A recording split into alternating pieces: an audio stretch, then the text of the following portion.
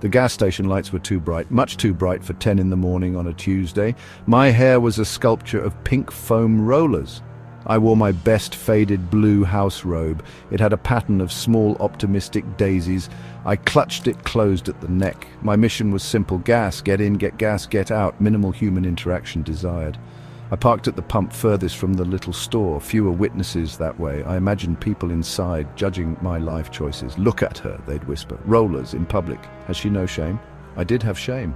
Loads of it. That's why I was hiding behind pump number 7. My car, a veteran of many food delivery battles, coughed as I turned it off. The plan was to be a ninja, a fluffy, floral-robed ninja. My slippers made a soft, shuffling sound on the greasy concrete. Not exactly stealthy. I fumbled for my wallet. The air smelled of gasoline and regret. I just wanted to fill the tank. Then I could go back to my apartment and apply for more jobs. The credit card machine beeped angrily. I just needed this to be over. I glanced around. No one seemed to be looking. Good. Just as I began to relax, a voice appeared. "Excuse me, miss." It came from my left. I flinched. So much for my ninja skills. I turned slowly. There he was, a man. He was limping. Quite dramatically, I thought. He looked to be about 50.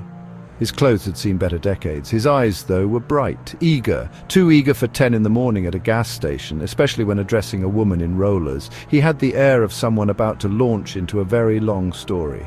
I braced myself. This was not part of the plan. The plan was no human interaction.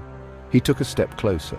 The limp seemed more pronounced. "I don't mean to bother you," he began. "This is how they always begin, right before they bother you, extensively." He had a hopeful look. The kind of look that usually precedes a request for money. I knew that look. I had seen it on my own face in the mirror. Often.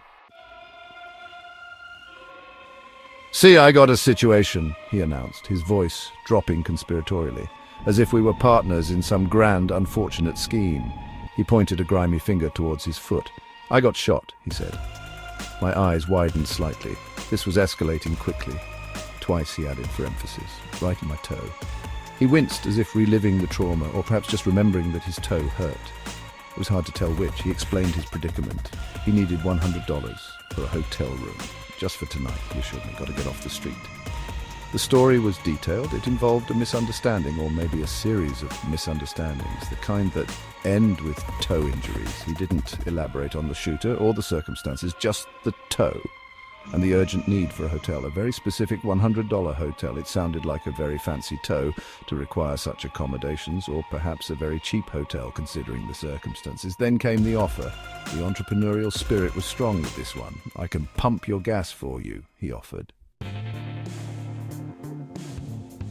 I took a deep breath. The smell of gasoline was strong. Or maybe it was the smell of impending awkwardness. "I'm really sorry," I began. My voice sounded small, squeaky. Not the voice of a confident, financially stable individual, which of course I wasn't. "I wish I could help you." I tried to sound sincere, because in a way I was. I knew what it felt like to need help, to be down on your luck. I had lost several jobs in the past year, each one a fresh blow to my already fragile ego and bank balance. "I'm door-dashing just to eat these days," I confessed.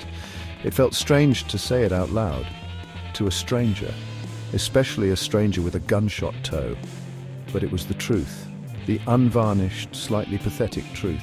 My car, the one he offered to wash, was my office, my lifeline, my chariot of lukewarm takeout. He looked at me. His eager expression faltered.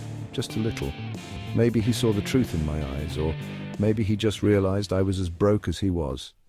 The man looked at me for a moment longer, then nodded. "Thank you for not stepping on my toes like them other jokers," he said, a faint smile playing on his lips.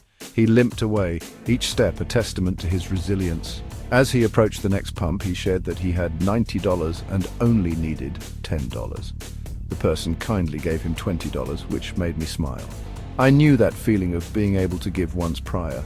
It gave me hope in his situation that I would bounce back and one day be at the top again. Who knew a man with a gunshot toe could have this much resilience and persistence at the gas station? I smiled, held my head high, and bounced my rollers while standing tall, holding my robe ties.